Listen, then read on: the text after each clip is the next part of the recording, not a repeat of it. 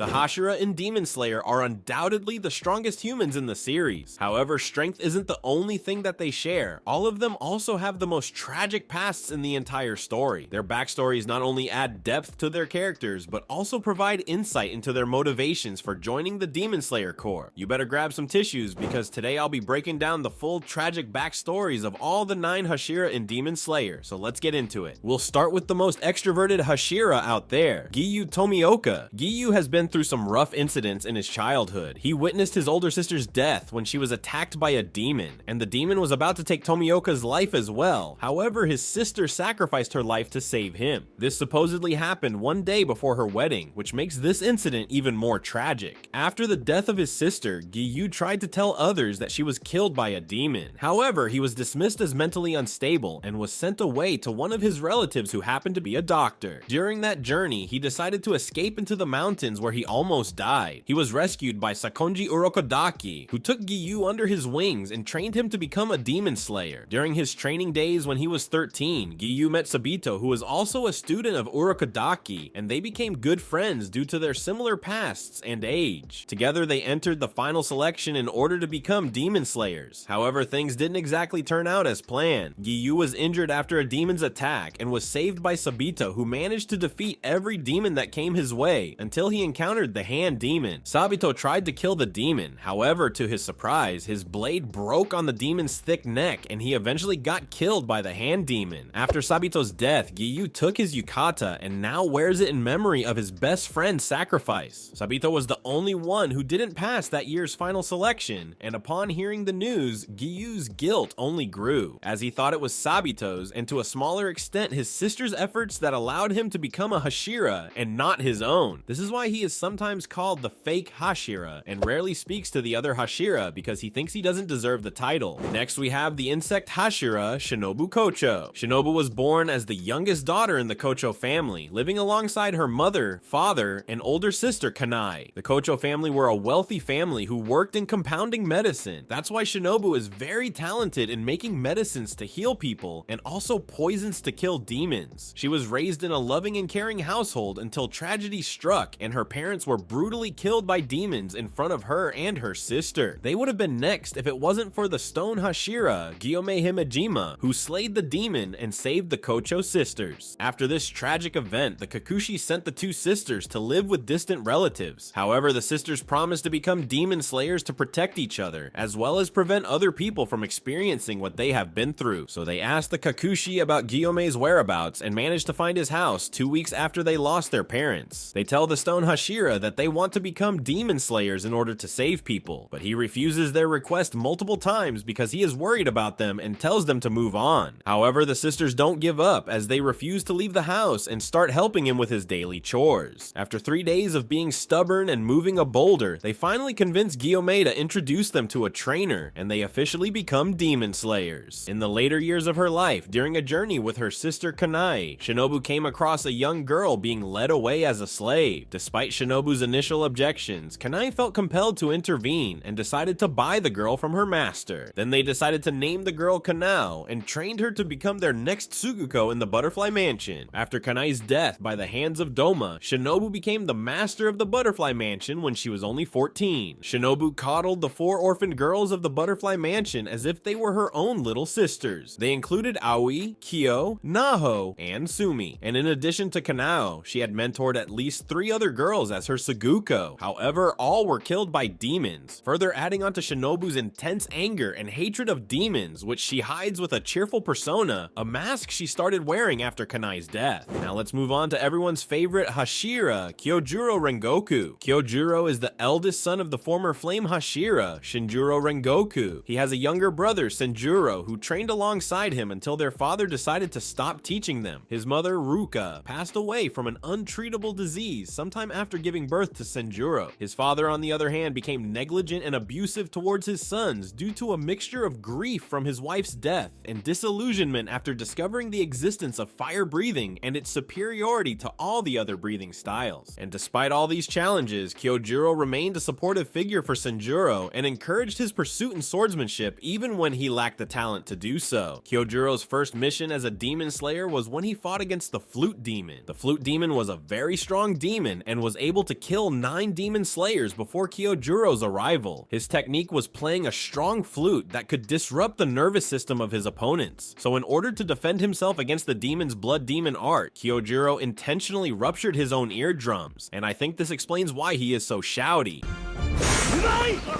In the end, he managed to defeat the demon and save a little girl, marking his first mission as a victory. Sometime later, when he was still a kinoe, he trained a young, abnormally strong girl as his tsuguko, and that girl was none other than Mitsuri Kanroji, the current love Hashira. Although the two were very fond of each other, Mitsuri just couldn't master flame breathing no matter how dedicated she was. So she ended up altering the flame breathing she learned from Kyojuro to create her own breathing style, the love breathing. We will talk about this in detail later in this video when we get to the love Hashira. One day, all the Hashira are summoned by Kagaya, but Shinjuro refuses to attend the meeting and tells Kyojuro he can go instead. So he wears his father's haori and heads to the meeting, and despite his father continuously telling Kyojuro he and Shinjuro don't have enough talent to become swordsmen, Kyojuro didn't give up and wanted to become the next flame Hashira. During the meeting, some of the pillars, including Sanemi and Tengen, imply that Kyojuro doesn't deserve to be there since he's not a Hashira. Kyojuro explains that he is only here because his father refused to come to the meeting, and he expresses his desire to become the next flame Hashira. And Sanemi, being Sanemi, straight up challenges Kyojuro and tells him to fight back if he really wants to become a Hashira, but Kyojuro refuses to do so and says that he would never hit a human being. The other Hashira are surprised as they witness Kyojuro holding his own against Sanemi and withstanding his attack. After Kagaya sees Kyojuro's desire and abilities, he gives him the opportunity to prove himself worthy by defeating the Lower Moon 2 demon, Heiro, a demon who has been threatening the people in Tokyo. And just to remind you, if you don't remember, a demon slayer can become a Hashira only after they defeat 50 demons or one of the 12 Kazuki. Kyojuro accepts the challenge and takes Mitsuri along with a few other demon slayers to help him on the mission. Mitsuri learns a lot from Rengoku in this battle, but again, we will talk about this in detail once we get to her backstory. After a long and challenging battle, Kyojuro manages to defeat Heiro, and as a result, he replaces his father as the new flame Hashira. Next, we have the luckiest and most flamboyant Hashira, Tengen Uzui. Tengen comes from a shinobi clan known as Uzui, and was born into a family with 9 children. 3 of his siblings passed away before they even turned 10 due to intense training. The remaining 6 siblings, including Tengen, were forced to fight each other to the death under their father's orders, all while wearing masks so they didn't know whom they were fighting. Unfortunately, Tengen realized what was really going on only after he had killed 2 of his brothers. By the time he turned 15, 7 of his siblings had already passed away, leaving only him and his younger brother, who was 2 years younger than him. His father was forcing them to go through brutal training because he believed this would save their clan, and made them believe that they needed to take innocent lives for their benefit and solely have a wife as means for producing offspring. As Tengen's last surviving brother embraced their father's mindset and showed no remorse for killing their siblings, Tengen was filled with disgust and decided to leave the clan forever, so he left the village with his wives without fighting his brother. And speaking of his wives, the Uzui family practices polygyny, and the head of the clan chooses partners for the clan members. So when Tengen was only 15, he had 3 wives who were all chosen by the head of the clan. After they abandoned their clan, Tengen taught his kunoichi wives to value themselves before any mission. You see, from a very young age, shinobi are trained to prioritize their missions and their clan above everything else, including their own lives. That's why Tengen encouraged his wives to value their own lives over anything else. This goes to show that with abandoning his clan, Tengen also abandoned their ideology completely. He even once considered to wipe out the entire clan, but just couldn't find it in his heart to kill his father and brother. And for a while, it became a habit for him to say he is going to hell due to his past actions within the clan. And he only stopped saying that after Makio got angry with him, Hinatsuru cried and Suma bit him. I mean, you can't blame the guy. After leaving the Uzui clan, Tengen and his wives met Kagaya Obuyashiki, and he joined the Demon Slayer Corps. He would later go on to climb the ranks and eventually become the Sound Hashira. It's also worth mentioning that Tengen has an immense amount of respect for Kagaya. This is because he empathized with Tengen, understanding how difficult it must have been for him to abandon everything about his past in order to take on a new path. Now let's move on on to the youngest Hashira, Muichiro Tokito. Muichiro and his twin brother Yuichiro were born into a family who lived in the woods. His father was a humble woodcutter, and Muichiro enjoyed helping him with his daily work. When Muichiro was only 10 years old, his mother passed away from bronchitis, and sadly he also lost his father on the very same day. His father had actually gone to find medicinal herbs for his sick wife during a storm, but unfortunately he fell off a cliff and died. The two 10-year-old twins were suddenly left alone, and they continued to live together doing the work they learned from their parents. After the tragedy, Yuichiro ended up developing a cold and impassive outlook on life. He believed that their father shouldn't have risked going out in the storm to save their mother, because her condition was already too bad to be healed with some herbs. And had their father just stayed at home that night, only their mother would have died instead of both of them. Muichiro, on the other hand, took after the kind nature of his father and completely disagreed with Yuichiro's perspective on life. Sometime later, when the twins were around 11, Amane Obuyashiki, Kagaya's wife, visited the twins and invited them to join the Demon Slayer Corps. She told them that they were the descendants of legendary swordsmen who were the users of the very first breathing techniques. And while Muichiro loved the idea and wanted to save innocent people from demons, Yuichiro rejected the proposal and drove Amane away. He believed that doing something for others won't get them anywhere, and if they did that, they would just end up like their parents. After that day, the twins stopped talking to each other and the distance between them started to grow. Lady Amane continued to visit them. However, Yuichiro turned her away every time she came. One night, a demon found their home and attacked the twins, which resulted in Yuichiro losing his left arm while trying to protect Muichiro. As the demon insulted them for their worthlessness, Muichiro suddenly channeled his inner Ackerman and attacked the demon with all the tools at his disposal, and the demon eventually died when the sun came out. When Muichiro finally returned to the house, he found his brother near death, praying for Muichiro's survival. Muichiro laid next to Yuichiro and grasped his hand as he sadly passed away. Amane and her daughters later arrived to heal the severely wounded Muichiro and saved his life. Muichiro then would lose his memories and leave his old life behind to serve the Demon Slayer Corps. Due to his legendary lineage and incredible strength, he quickly rose to the rank of Hashira in only 2 months when he was 14. Due to his past trauma and memory loss, he began taking after Yuichiro's personality as he became more cold and distant. He also felt a boiling rage inside him towards demons, which continues to motivate him to hunt them down to this day. Shortly after joining the Demon Slayer Corps, Muichiro met his swordsmith, Tetsuito, who deeply cared about the young boy. Aside from forging Muichiro's blade, Tetsuito also helped him by talking to him and expressed his understanding and empathy towards the young Hashira and his tragic past. Next we have the Wind Hashira, Sanemi Shinazugawa. Sanemi was the eldest son of 7 siblings and lived with both of his parents. His father was abusive, constantly lashing out at his children and his wife. His mother always sacrificed herself and protected her children from his husband's violent attacks. However, their lives took a drastic turn when Sanemi's father was killed by a rival who had a grudge against him. After their father's death, Sanemi and his younger brother Genya had to step up and they both took care of their family. Sometime later, their mother didn't return home one night and Sanemi went out in the hope of finding her. At some point, he stumbled upon his mother and realized she had turned into a demon. Unfortunately, Sanemi couldn't stop her from returning home and killing all of his siblings except Genya, and just before she could kill him as well, Sanemi tackled her through the window and started fighting against his mother. In the tragic battle, Sanemi ended up with 2 large scars across his face and eventually killed his mother thanks to his Morechi blood. And if you don't remember what Morechi blood is, it's a special blood type that distracts demons and slows them down. As Genya rushed into the street to find a doctor for his siblings, he found Sanemi with their mother lying dead at his feet. Panicking and not knowing what was really going on, he started screaming at Sanemi and accused him of killing their own mother. Sanemi didn't have the heart to explain the truth to his brother. Instead, he abandoned him and dedicated his life to killing demons. At this point in time, Sanemi didn't even know that there are people out there called the Demon Slayer Corps, whose sole job is to hunt demons. So he just used whatever weapons he could get his hands on to capture demons at night and burn them in the sunlight. And this was all possible thanks to his extremely rare blood type once again. During one of his demon hunts, Sanemi encountered an actual demon slayer, Masachika, who helped him and introduced him to a proper trainer. The two of them would then become friends and defeat the Lower Moon 1 demon together. But unfortunately, Masachika died in that battle, and only Sanemi was promoted to the rank of Hashira. Masachika's death made Sanemi angry, and he took his anger out on Kagaya during a Hashira meeting, accusing him of happily giving orders from above while the demon slayers bleed bleed and die for his cause. But to his surprise, Kaguya accepted the criticism gracefully, and he even apologized. He explained that he wanted to become strong and protect innocent people like the demon slayers, but his body is simply not suited for fighting. Kaguya's face and his kind words reminded Sanemi of his mom before she turned into a demon. Kaguya also expresses regret for Masachika's death and knew that he was as close as a brother to Sanemi. Sanemi was taken aback when Kaguya recalled Masachika's name, and he finds out from Kanae that ever since he became the leader of the organization, Kaguya has remembered the names of every single demon slayer who has passed on. Then Kaguya goes on and gives Sanemi Masachika's will, which he had left behind. After reading his best friend's will, Sanemi discovered that Masachika saw his dead brother in him and broke down in tears as he remembered that he still has a brother out there. All of that made Sanemi regret his harsh words to Kaguya and gave him a newfound respect for the leader of the Demon Slayer Corps. And now let's talk about the love Hashira, Mitsuri Kanroji. Mitsuri was born into a warm and caring family, surrounded by her parents and 4 siblings who loved each other. She was gifted with extraordinary strength thanks to her unique muscle composition, which even shocked her mother, who herself was known for her strength. She also has a great appetite and could eat as much as 3 sumo wrestlers ever since she was very young. In fact, her unique hair color comes from eating 170 Sakura rice cakes a day for 8 months. However, her unusual physique and hair color made her an outcast in the traditional society she grew up in and resulted in her marriage being called off when she was 17. After this rejection, Mitsuri decided to change herself completely in an attempt to fit in better with her society, so she dyed her hair black, pretended to be weak, and forced herself to eat a normal amount of food. Shortly after making these changes, a man became interested in her, and Mitsuri was about to get married soon. However, she felt something wasn't right and finally realized that pretending to be someone else doesn't make her happy. Luckily, sometime later, Mitsuri encountered the leader of the Demon Slayer Corps, Kaguya Ubuyashiki. Kaguya told her that her strength is a gift and anyone who speaks ill of her is just jealous. His words touched Mitsuri and she decided to join the Demon Slayer Corps, where she finally found true acceptance. After joining the organization, she started working with Kyojuro Rengoku and became her Tsuguko. She was able to pass the final selection and become a Demon Slayer in just 6 months. Impressed by her achievement, Kyojuro gifted her a white haori, which she still wears to this day. Kyojuro wanted to teach her flame breathing, however she just couldn't master it no matter how much she tried, and it was only after the battle against the Lower Moon 2, Hyro, that she created her own breathing style, which she derived from Kyojuro's flame breathing. And a fun fact about her love breathing is that she named some of her techniques after cats. This is due to the fact that she used to own a cat as a child, and she still loves talking about cats with the stone Hashira. And like I mentioned when I talked about Kyojuro's backstory, Mitsuri learned a lot from the flame Hashira during their joint mission in Tokyo. Since Kyojuro also has unusual hair, he gets quite a few comments about being weird and unconventional, but he just brushes them off and continues to smile as he tells Mitsuri that appearances are a trivial problem. This inspires Mitsuri to follow in Kyojuro's footsteps and realizes that she has finally found people that accept her for who she is. Another reason why Mitsuri joined the Demon Slayer Corps was because she wanted to find a man stronger than herself and eventually marry him. However, this didn't exactly go according to the plan, as she quickly advanced through the ranks and became a Hashira. This meant that even within the Demon Slayers, very few men were actually stronger than her. She finally did find a man who she actually loved, and that man was none other than the serpent Hashira, Obanai Iguro. And it was never a one-sided love, as Obanai also deeply loved Mitsuri and enjoyed spending time with her. In fact, it was love at first sight for him when the two first met each other at the Ubuyashiki mansion, and to show his affection, he often gave Mitsuri gifts like food and enjoyed sharing meals with her. Even the green socks she currently wears were a gift from Obanai, which although never confirmed, but it's pretty obvious that he picked green so that it would match the green ends of Mitsuri's hair. However, unfortunately, the two never actually found the confidence to confess their feelings to each other. For Mitsuri, it was because of the trauma of her failed marriages in the past that she felt unworthy of Obanai's love. And for Obanai, it was also because of his past trauma, which I'll talk about in a minute. So let's move on to the man who was in love with Mitsuri, Obanai Iguro. The serpent Hashira was born into a family consisting only of women. His family worshipped a demon who took the form of a woman with a snake-like lower body and face. Obanai's family were thieves and lived off the wealth stolen from those who had been killed by the serpent demon. And in exchange for this, the family would sacrifice their newborn babies to the demon, as she had a great taste for infants. The women convinced Obanai that he was the only boy born into the family in 300 270 years and kept him in a prison cell. Since Obanai was a rare male child with heterochromia, the serpent demon took a liking to him and decided not to eat him as a baby. Instead, she ordered his family to let him grow up and feed him rich food every single day to make him fat. As a result, Obanai ended up being excessively spoiled by his family, who constantly brought him loads of fancy meals, and it got to a point where he grew sick of it due to the strong odors of the food and the poor ventilation inside the wooden cage. The serpent demon would spend the night slithering around Obanai's cage and staring at him, which terrified him so much that he couldn't sleep until the noises were gone. After spending the first 12 years of his life inside the prison, his family finally pulled him out of the cage and presented him to the serpent demon. However, the demon still wasn't satisfied with Obanai's size and decided to wait a little longer. She also ordered to cut his mouth all the way to his ears to match her own mouth. The women then took him back to the wooden cage with his wound now covered by a bandage, and the only thing on his mind was finding a way to escape that hell. He managed to steal a hairpin from one of the women and used it to carve the wooden bars every night, and at some point a snake somehow strayed into his cage and became his only friend. He named the snake Kabura Maru, who is still with him to this day. After a lot of effort, Obanai managed to escape the cage and run away. When the serpent demon realized Obanai has escaped, she killed almost every woman of the family and started going after him, and she almost captured Obanai and killed him, but the former flame Hashira, Shinjuro Rengoku, came to the rescue and killed the demon. The only family Obanai had left was his older cousin, who had also been saved by Shinjuro. However, when they met again after the incident, she started attacking Obanai and blamed him for the death of their family, screaming at him that he should have just let the demon eat him. Due to his cousin's harsh words and his guilt for having been born in such a family and being the reason for their death, Obanai decided to channel his rage towards demons and kill them until his last breath. So he joined the Demon Slayer Corps, hoping to redeem himself and ease his guilt by risking his life for others. However, despite all his efforts as a demon slayer, the death of his family and his corrupted blood still haunted him for the rest of his life, and it was only because he believed his blood was tainted that made him feel he wasn't worthy of Mitsuri's love and didn't confess his feelings for her. And lastly, we have the biggest and the strongest Hashira, Gyomei Himejima. Much like the other Hashira, Gyomei's backstory is also full of tragedy. When he was a child, his father died in an epidemic and his mother died while giving birth, and sadly he lost his eyesight due to a high fever. When he was a teenager, he lived with 9 orphans and raised them in a temple. Although they didn't have much, they took care of each other and lived together as a family. The area of the temple was well known for demon attacks, so Gyomei had always burned wisteria incense at night to keep the demons away. One night, one of the children disobeyed the temple rules and didn't return home after sunset. That child was captured by a demon and was about to be killed. However, in order to save his own life, he made a deal with the demon and betrayed the other orphans. He invited the demon to the temple after extinguishing the wisteria incense so that the demon would be able to enter the temple. 4 of the orphans were immediately killed by the demon. Gyomei tried to protect the remaining 4 and told them to hide behind him, but 3 of the children didn't listen to him and escaped the temple on their own. Unfortunately, those 3 also fell victim to the demon, and Gyomei believed that it was because of his weak body back then and his blindness that the children didn't trust his ability. Only the youngest child, Sayo, listened to Gyomei and stayed behind him. When the demon finally came to kill them as well, Gyomei fought back with his bare hands and kept on punching the demon mercilessly until the sun came out and killed the demon. And it was during this fight that Gyomei got the big scar on his forehead. Soon after the incident, people came to the temple to help. However, because the demon's body disintegrated when the sun came out and most people didn't believe demons exist, when Sayo tried to explain the situation to the villagers, they misunderstood her and thought that it was Gyomei who killed the children. So the villagers arrested Gyomei and charged him with murder. He was going to be executed, but thankfully Kagaya Ubuyashiki was able to save him and he recruited him into the Demon Slayer Corps. After becoming a Demon Slayer, Gyomei trained relentlessly and rose to the rank of Stone Hashira in only 2 months. He would then save the Kocho sisters and help them to become Demon Slayers, as we talked about earlier in this video. And that's it, the complete backstories of the 9 Hashira in Demon Slayer. I didn't talk about the former Hashira like Shinjuro, Urokodaki, and Iguro because we don't know much about them before they became Hashira, and Kanae's backstory is the same as Shinobu. Let me know in the comments which Hashira has the saddest backstory in your opinion. If you enjoyed this video, make sure to leave a like and subscribe if you want to see more Demon Slayer content. Click here to see 44 secrets you didn't know about Demon Slayer.